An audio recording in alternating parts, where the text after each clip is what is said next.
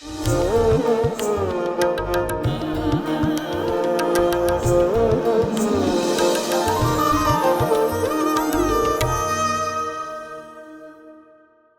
ऐसे बहुत सारे किस्से हुए जिसमें मुझे भगवान को लगा कि हमेशा मेरा हाथ पकड़ के चल रहे हैं।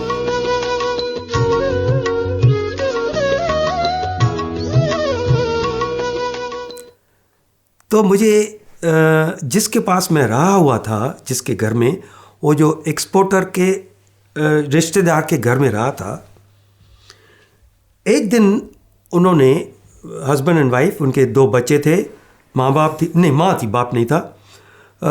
उन्होंने एक दिन मुझे आके कहा, वो वेडनेसडे नाइट था, कि भाई देखो संडे तक यहाँ रहने की सुविधा आपको है, उसके बाद आप अपना बंदोबस्त कर लो।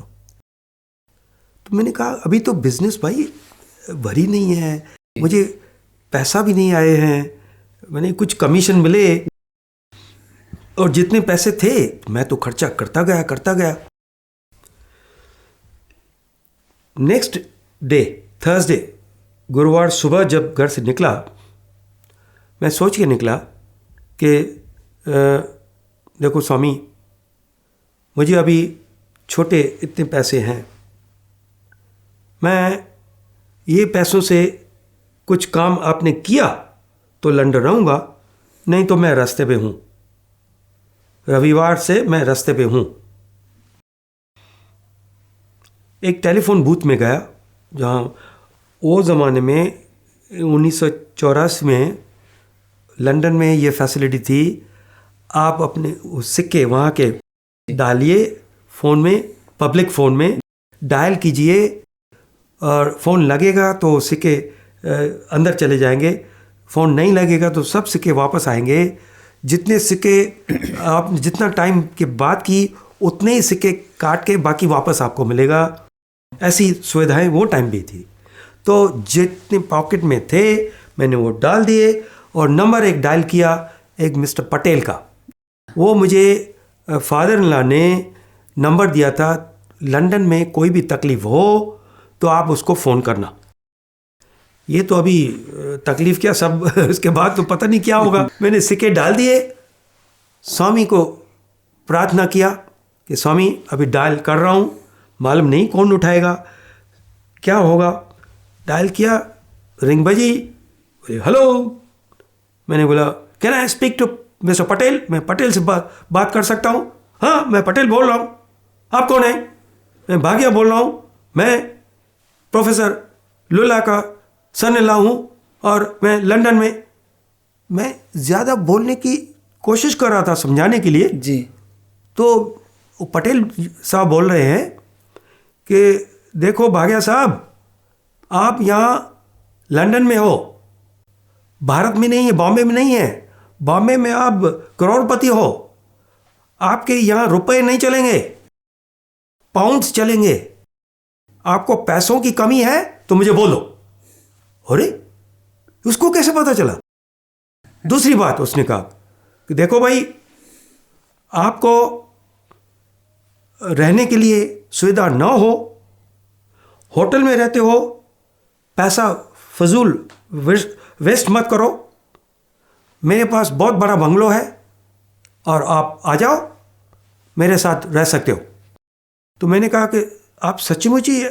बोलते उसको थोड़ा बुरा लगा। बोलते क्या सच्ची-मुच्ची, जब मैं बोल रहा हूँ तो मैंने, उसने कहा कहाँ खड़े हो, कहाँ से बात कर रहे हो?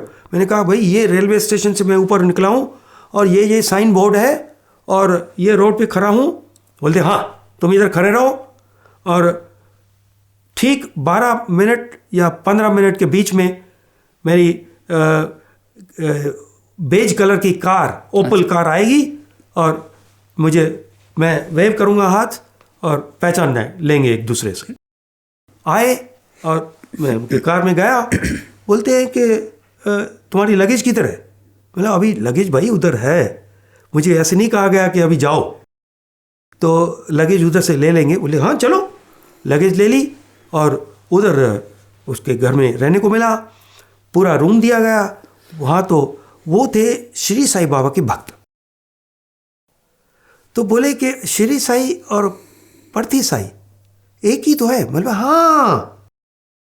बोले भाग्या एक काम करना पड़ेगा, मजाक से बोल रहा था, आपको भी नहीं लगेगा कि आप फोकट में रह रहे हैं, जितना रहना चाहे आप रह सकते हो।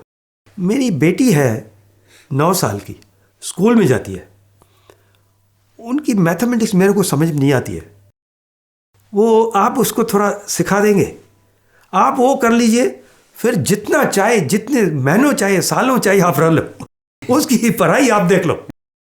अरे वाह। तो ऐसे करके उनके साथ रहा, और वो फिर खुद लेके चले जहाँ भी जाना था। फिर मुझे एक्सपोर्ट के लिए, अपना केमिकल्स का एक्सपोर्ट के लिए वहाँ ले चले। मैंने ऐसे बहुत सारे किस्से हुए जिसमें मुझे भगवान को लगा कि हमेशा मेरा हाथ पकड़ के चल रहे हैं।